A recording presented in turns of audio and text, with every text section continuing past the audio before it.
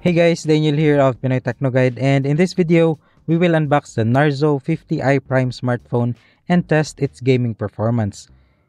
It comes in this simple blue box with a Realme logo since Narzo started as a sub-brand of Realme, but now they are starting to establish themselves as a standalone brand with a focus on budget-friendly smartphones.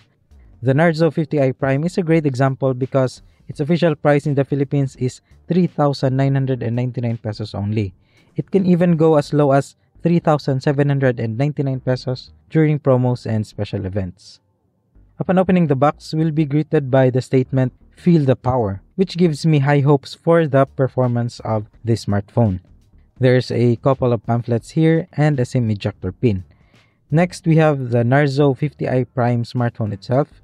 I have the dark blue color variant, but it's also available in mint green.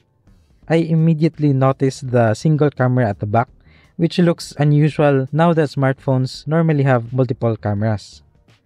The back panel also has a textured pattern, which makes it look interesting and prevents smudges and fingerprints.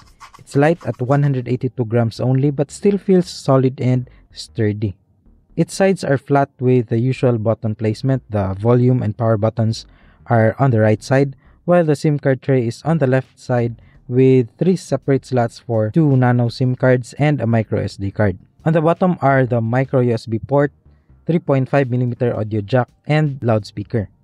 Let's turn this on and set it aside first while we check the rest of the contents of the box. Here's a micro USB cord for charging and data transfer. It's unfortunate that it doesn't have the newer USB Type-C port.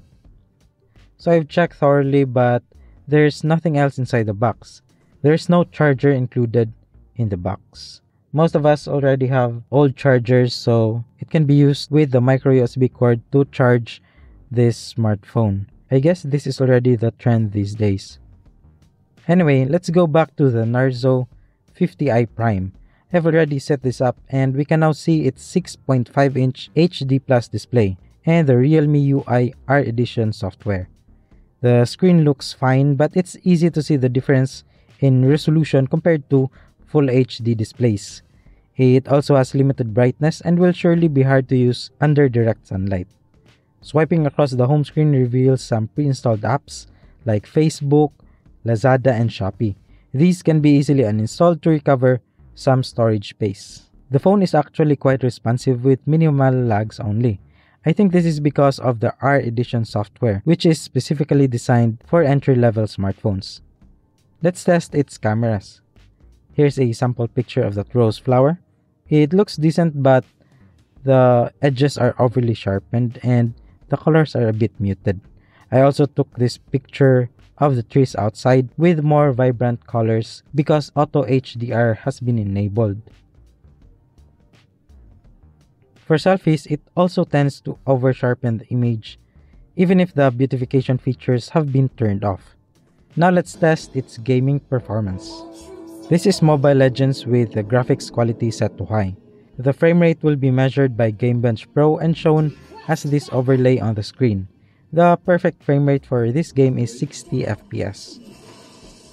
While walking or just clearing the minion wave, the Narzo 50i Prime can actually run at 60 FPS and the game feels smooth. During clashes or when multiple heroes are on the frame rate drops to 50s or even 40s during intense team fights. The overall average frame rate is 59 FPS. It's a good performance for such an affordable smartphone. I'm honestly surprised. I've seen smartphones with twice the price but performed worse than this. However, the device heats up to around 43 degrees Celsius after 3 games, so it can't sustain this performance for prolonged gaming sessions. Reducing the graphics quality to medium or low may prevent this issue. Let's try Call of Duty Mobile, which is a more resource-intensive game. It only runs at low graphics quality though.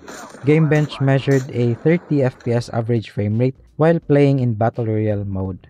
The game itself placed a limit on the frame rate. It's a decent gaming experience for casual gamers, but more competitive ones may need high frame rate smoothness, and the Narzo 50i Prime can't provide that. Overall, it's a great deal for its price.